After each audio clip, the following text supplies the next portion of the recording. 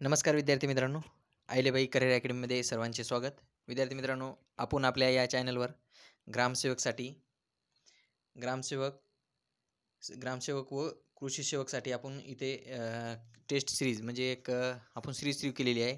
ते म्हणजे अतिशय महत्त्वाची आहे आणि ज्या मुलांना आपण आपल्या या सिरीजमध्ये फायदा होत असेल तर त्यांनी आपल्याला कमेंट करून सांगायला पाहिजे. आणि ज्यांचं आता हे कृषी सेवकचं जे पेपर आहे ज्यांचं, त्यांनी जर आपल्या या सिरीजमधले काही क्वेश्चन आले किंवा माहिती आली तर त्यांनी आपल्याला कमेंट करून किंवा आपल्या व्हॉट्सअपच्या नंबरवर आपल्याला ते आलेले क्वेश्चन किंवा आलेली माहिती त्यांनी आपल्याला शेअर करायला पाहिजे, जेणेकरून आपल्याला कळेल की आपण आपल्या या सिरीजमधून मुलांना फायदा पण होत आहे किंवा झाला आहे.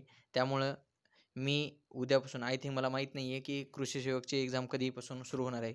मी आजच वाचलं की कृषी सेवकची हॉल तिकीट आलेली आहेत. तर जर एक्झाम जेव्हा पण सुरू होईल तेव्हा जर आपले कोणी विद्यार्थी असतील तर त्यांनी आपल्याला कमेंट करून सांगा की बाबा सर तुम्ही घेतलेल्या प्रश्न आलते किंवा माहिती दिलेली त्यामधून काही क्वेश्चन आलते, तर जेणेकरून दुसऱ्या मुलांना पण त्याचा फायदा होईल. तर चला विद्यार्थी मित्रांनो, वेळ न घालता आपण आपल्या प्रश्नाकडे वळूया.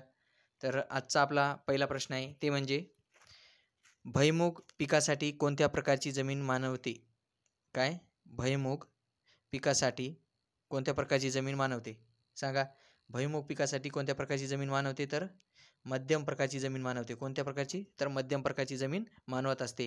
हे क्वेश्चन येऊ शकतो की तुम्हाला भुईमूग पिकासाठी कोणत्या प्रकारची जमीन लागते किंवा मानवते किंवा कोणत्या प्रकारची जमीन पाहिजे, जेणेकरून त्याच्यामध्ये भुईमूग पीक चांगल्या प्रकारे येतो. तर मध्यम प्रकारची जमीन लागते हे. त्यानंतर पुढचा प्रश्न आहे, भुईमूग पिकाची SB11 काय? भुईमूग पिकाची SB11 ही जात कोणत्या प्रकारात मोडते? कोणत्या प्रकारात मोडते? तर उपटी प्रकारात मोडते. तुम्हाला विचारू शकतात की SB11 ही जात कशाची आहे? SB11 ही कशाची जात आहे? तर भुईमुगाची जात आहे. आणि ती कोणत्या प्रकारात मोडते? तर ती उपटी प्रकारात मोडते. त्यानंतर पुढचा प्रश्न आहे, उपट्या जातीच्या लागवडीची अंतर किती असते? जे आपण भुईमुगाची जी उपट्या लागवडीची जी जात असते त्याची किती अंतरावर आपण पेरणी करतो किंवा किती अंतरावर त्याची लागवड केली जाते? तर किती? तर 30x10 सेमी. काय? 30x10 सेमीवर आपण त्याची लागवड करतो. हे लक्ष ठेवा. त्यानंतर पुढचा प्रश्न आहे, भुईमूग पिकास प्रति हेक्टरी किती स्फुरद द्यावे? जे स्फुरद असतो ते भुईमूग पिकाच्या किती प्रति हेक्टरी द्यावे? तर किती? तर भुईमूग पिकाच्या प्रति हेक्टरी किती स्फुरद द्यावे? तर 40 किलो. किती? 40 किलो प्रति हेक्टरी हे स्फुरद द्यावे. हे लक्षात ठेवा. त्यानंतर पुढचा प्रश्न आहे, भुईमूग पिकावर टीका रोग कशामुळे होतो? सांगा. भुईमूग पिकावर टीका रोग कशामुळे होतो? जे भुईमूग रोग आहे, पहिला प्रश्न होऊ शकतो की टीका रोग कशावर पडतो? तर टीका रोग कशावर पडतो? तर तेव्हा सांगायचं की भुईमुगावर टीका रोग पडतो. दुसरा प्रश्न निर्माण होऊ शकतो की भुईमूग पिकावर टीका रोग कशामुळे होतो? तर कशामुळे होतो? तर बुरशीमुळे होतो. हे लक्षात ठेवा. त्यानंतर पुढचा प्रश्न आहे, फुले प्रगती ही वाण किती दिवसात तयार होते? फुले प्रगती ही वाण किती दिवसात तयार होते? तर फुले प्रगती आहे हे वाण 90 ते 100 दिवसात तयार होते. किती? 90 ते 100 दिवसात तयार होते. हे लक्षात ठेवा. त्यानंतर भुईमूग पिकास प्रति 10 ग्रॅम किलो बियाण्यास किती प्रमाणात रायझोबियम संवर्धक लागतो? तर हे क्वेश्चन सांगा. भुईमूग पिकास प्रति 10 ग्रॅम किलो बियाण्यास किती प्रमाणात रायझोबियम संवर्धक लागते? सांगा. तर किती लागते? या प्रश्नाचं उत्तर काय आहे सांगा. तर किती? तर 250 ग्रॅम. 250 हे लक्षात ठेवा. किती? भुईमूग पिकास प्रति 10 ग्रॅम किलो बियाण्यास प्रति प्रमाणात रायझोबियम किती संवर्धक लागते? तर 250. हे लक्षात ठेवा. त्यानंतर पुढचा प्रश्न पाहू. AK 8401 ही कपाशीच्या कोणत्या वाणाची नाव आहेत? सांगा. तुम्हाला प्रश्न निर्माण होऊ शकतो की AK 8401 ही कशाची जात आहे? तर ही कपाशाची म्हणजे कापसाची जात आहे. हे लक्षात ठेवा. त्यानंतर दुसरा प्रश्न निर्माण होऊ शकतो की याच्यामध्ये AK8401 हे कपाशीचे कोणत्या वाणाचे नाव आहे, तर देशी वाणाचे नाव आहेत, हे लक्षात ठेवा. त्यानंतर पुढचा प्रश्न आहे, कपाशीच्या पिकाला जादा खते दिल्यास काय घडते? काय घडते? कपाशीच्या पिकाला जादा खत दिल्यास काय होते, काय घडते सांगा. तर पिकाची कायिक वाढ जास्त झाल्यास उत्पन्न कमी होतो. काय प्रश्नाचं उत्तर काय आहे आपल्या या? तर कपाशीच्या पिकाला जादा खते दिल्यास, जास्त खते दिल्यात की काय होते, तर त्याला काय होतं, तर पिकाची कायिक वाढते आणि जास्त झाल्यास म्हणजे कायिक वाढते व जास्त झाल्यास उत्पन्न कमी होतो, हे लक्षात ठेवा. त्यानंतर पुढचा प्रश्न आहे, भारतात भुईमुग भारतात प्रथम भुईमुग कोणी आणला? कोणी आणला? भारतात प्रथम भुईमुग कोणी आणला, तर कोणी आणला? तर ते आणला आहे पोर्तुगीजांनी भारतात प्रथम हे भुईमुग आणला आहे, हे लक्षात ठेवा. त्यानंतर पुढचा प्रश्न आहे ते म्हणजे भुईमुग पिकाच्या उगवणीसाठी किती अंश सेल्सियस तापमान योग्य असते? सांगा, तापमान किती लागतो भुईमुगाच्या पिकाच्या उगवणीसाठी? तर किती लागतो? 27 ते 30 अंश. किती? 27 ते 30 अंश हे भुईमुगाच्या पिकाच्या उगवणीसाठी तापमान लागतो, हे लक्षात ठेवा. 27 ते 30 अंश. त्यानंतर पुढचा प्रश्न आहे ते म्हणजे भुईमुग पिकात भरपूर प्रमाणात आर्या जमिनीत जाण्यासाठी काय केले जाते? सांगा, भुईमुग पिकात भरपूर प्रमाणात आर्या जमिनीत जाण्यासाठी काय केले जाते? तर ड्रम फिरवले जाते. काय फिरवले जाते? काय केलं जातं? तर ड्रम फिरवणे. जे भुईमुग पिकास भरपूर प्रमाणात आर्या जमिनीत जाण्यासाठी काय केलं जातं? तर ड्रम फिरवणे, हे लक्षात ठेवा. त्यानंतर पुढचा प्रश्न आहे, भुईमुग पिकासाठी कोणत्या प्रकारची जमीन मानवते? आपण आताच प्रश्न पाहिलाय, तर मध्यम प्रकारची जमीन मानवते. कोणती? तर मध्यम प्रकारची जमीन हे भुईमुग पिकासाठी मानवते, हे लक्षात ठेवा. त्यानंतर पुढचा प्रश्न आहे, पिकाच्या दिसत असेल क्वेश्चन तुम्हाला, पिकाच्या डाळीत कोणत्या पिकाच्या डाळीत फॉस्फरिक आम्लाचे प्रमाण जास्त असते? कोणत्या पिकाच्या डाळीत? डाळीत म्हणा किंवा डाळीत म्हणा, फॉस्फरिक आम्लाचे प्रमाण जास्त असते. कोणत्या? तर उडीद या पिकाच्या डाळीमध्ये जास्तीत जास्त काय असतं, तर फॉस्फरिक आम्ल असते. 2 क्वेश्चन निर्माण होऊ शकतात की फॉस्फरिक आम्ल कशात जास्त असते, कोणत्या डाळीत असते, तर उडीद. आणि दुसरा क्वेश्चन होऊ शकतो की उडदामध्ये कोणता सर्वात जास्त आम्ल जास्त प्रमाणात असते, तर फॉस्फरिक, हे लक्षात ठेवा. त्यानंतर पुढचा प्रश्न आहे, पिकाच्या कवळ्या पानात मॅलिक व ॲक्झॅलिक आम्ल असते.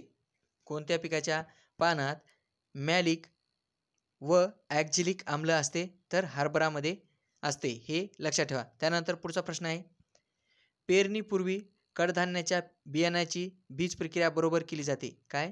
पेरणीपूर्वी कडधान्याच्या बियाण्याची बीज प्रक्रिया बरोबर केली जाते. कशा बरोबर केली जाते? पेरणीपूर्वी कडधान्याच्या बियाण्याची बीज प्रक्रिया बरोबर केली जाते. कोणाबरोबर केली जाते? तर रायझोबियम बरोबर केली जाते. त्यानंतर पुढचा प्रश्न आहे, चवळी हे शक्यतो डॅश डॅश म्हणून घेतले जाते. चवळी हे शक्यतो काय म्हणून, कोणतं पीक म्हणून घेतले जाते? तर चवळी हे मिश्र पीक म्हणून घेतलं जातं, हे लक्षात ठेवा. चवळी हे डॅश डॅश म्हणून घेतलं जाते, तर मिश्र पीक म्हणून घेतलं जातं. त्यानंतर पुढचा प्रश्न आहे, असेही म्हणतात डॅश डॅश कडधान्यांना डाळीचे धान्य. काय?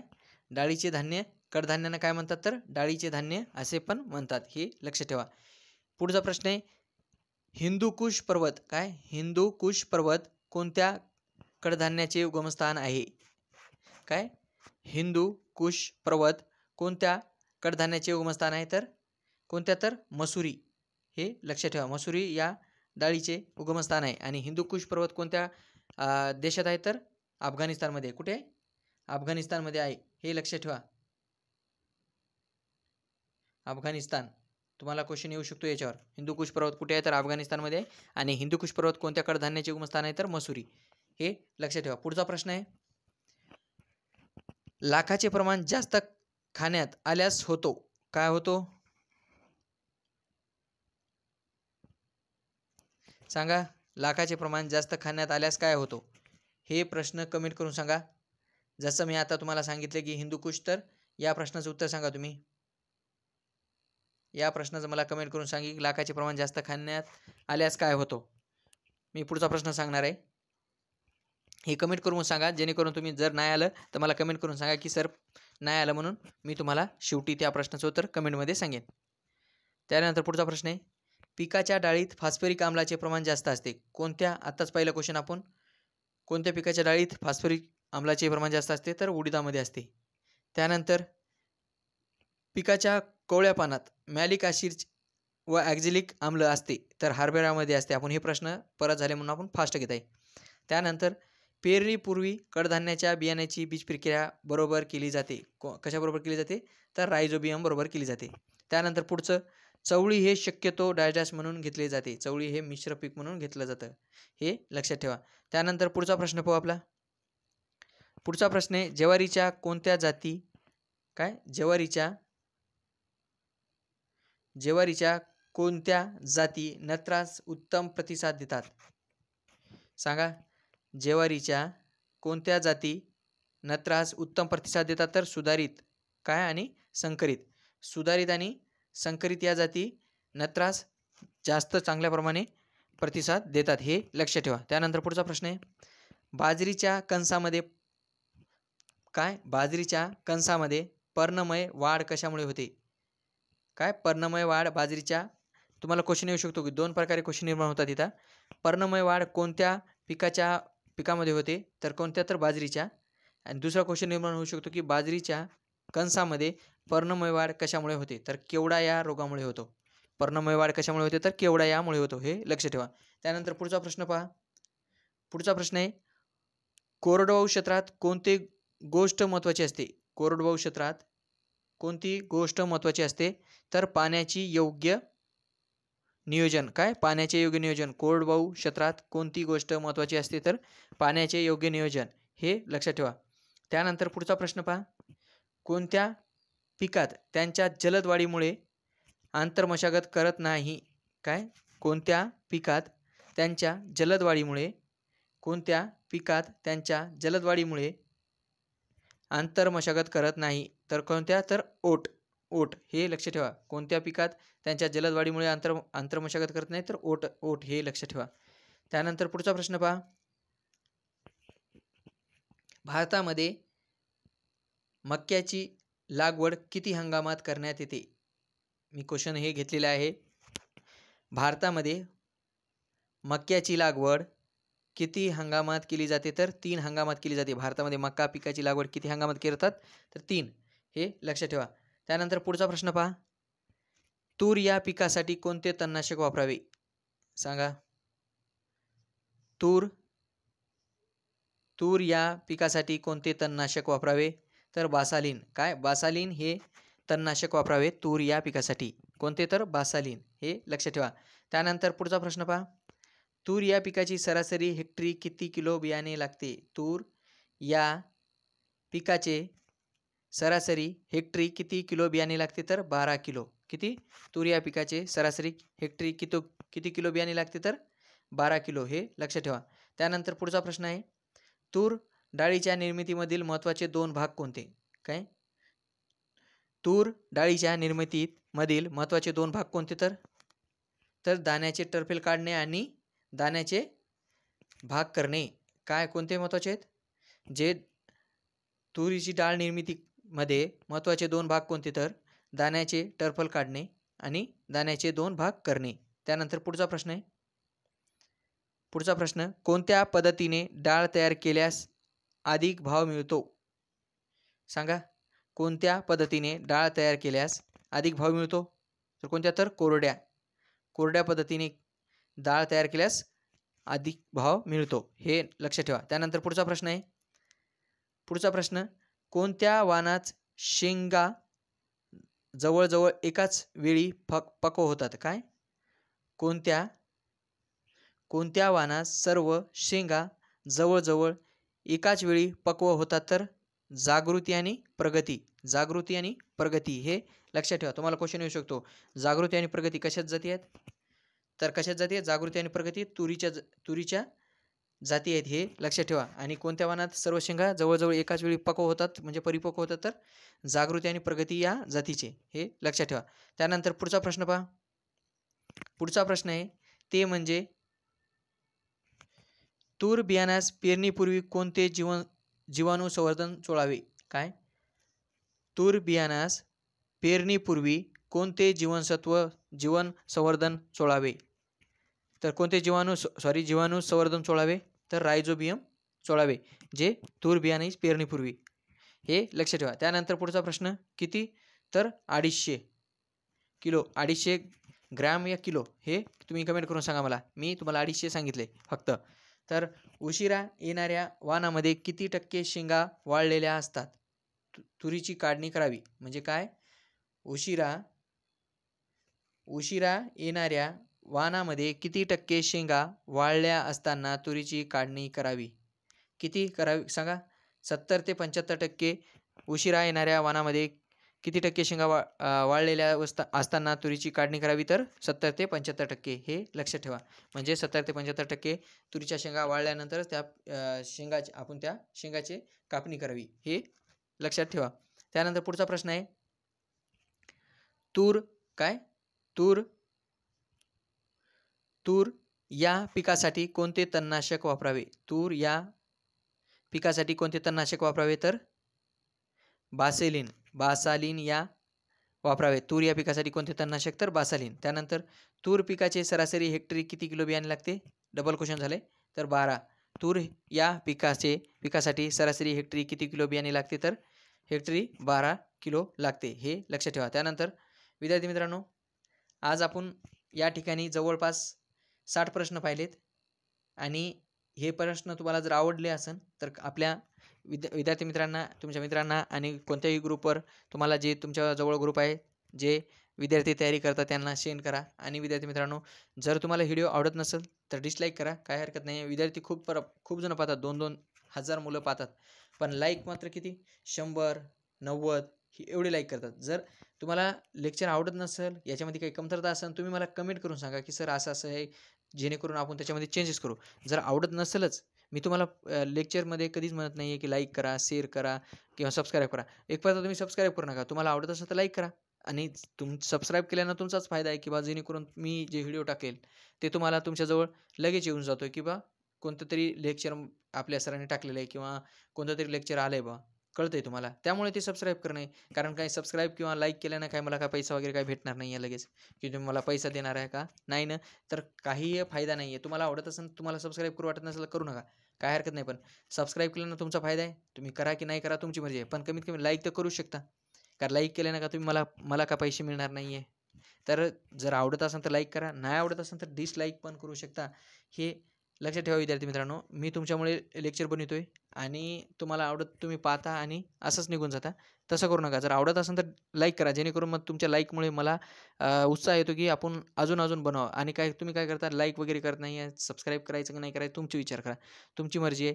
आणि जर एक्झाम आता जे कृषी सेवक जी एक्झाम चालू आहे त्या मुलांना तर आवर्जून व्हिडिओ सेंड करा, जेणेकरून त्याच्यामुळं त्यांना आपल्या या चॅनलवर जवळपास आपण 84 व्हिडिओ टाकलेले आहेत कशाचे, कृषी घटकचे. आणि 8000+ आपण क्वेश्चन टाकले आहेत, अजून कंटिन्यू चालूच आहे आपले.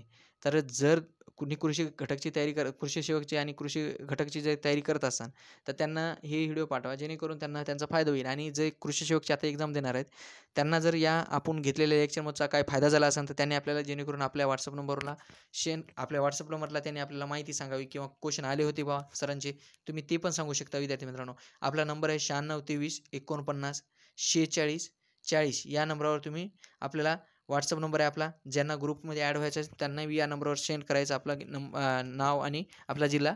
त्यांना या ग्रुपमध्ये ॲड केलं जाईल. मुलगा असो की मुलगी असो, त्यांना वेगवेगळे 2 ग्रुप आहेत. मुलीचा वेगळं ग्रुप आहे आणि मुलांचा वेगळं ग्रुप आहे. जर वाटत असेल आपला व्हिडिओ चांगला आहे, क्वेश्चन चांगले आहेत, वाटत असेल एक्झामला येतात, तर त्या मुलांनी आपल्या चॅनलला सबस्क्राईब करा, तुमच्या मित्रांना शेअर करा. आणि विद्यार्थी मित्रांनो, चला आपण इथेच थांबूया. कारण आवडत असेल तरच लाईक करा, नाही आवडत असेल तर बिनधास्त डिसलाईक करू शकता, काही हरकत नाही. तर चला विद्यार्थी मित्रांनो, इथेच थांबूया. धन्यवाद.